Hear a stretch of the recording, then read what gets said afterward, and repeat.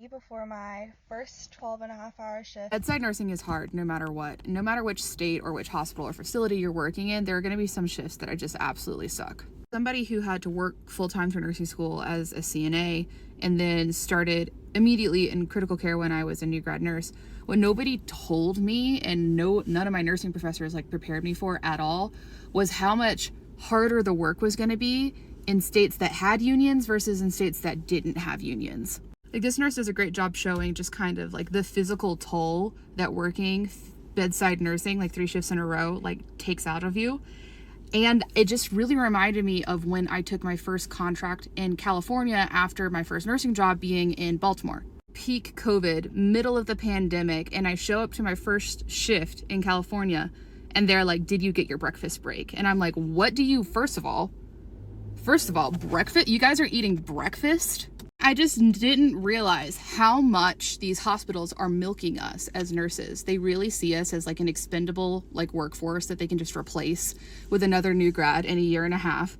They have no interest in retaining nurses. They have no interest in making the working conditions better. So what do? They hire new grads who come in, they work them really hard for a year and a half, and then they fill your job with another new grad in a year and a half when you finally quit and you go to either grad school or you travel nurse or whatever. That's the business model if you are not working at a unionized facility. California, with their nursing unions, passed state law about how many patients a nurse can have in their patient assignment in a day. And that was because of the union. The working conditions really could not be more night and day between facilities and areas that have a lot of union density. So not only are you working at a facility that has a union, the best case scenario is that you're working at a facility that has a union and all the hospitals around you also have unions. So then you guys all together can kind of feed off of each other and make the working conditions better for everybody. Because I've been there too, crying in supply closets, screaming in my car after a shift that's just it's demoralizing, and you feel like you're not there's some bedside shifts that are so difficult and that I've worked in the past that leave me crying in the supply closet, crying in my car. And I just want for everybody to have a safe working environment so that we can take really good care of these people's families.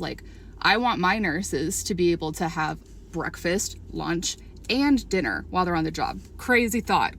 And maybe also laws about how many patients they're taking care of. And also laws about how that acuity is divvied up so that one nurse is not having a super heavy patient group that's just a disproportionate and unfair assignment. Anyway, form a union and also be nice to nurses. It's a hard job.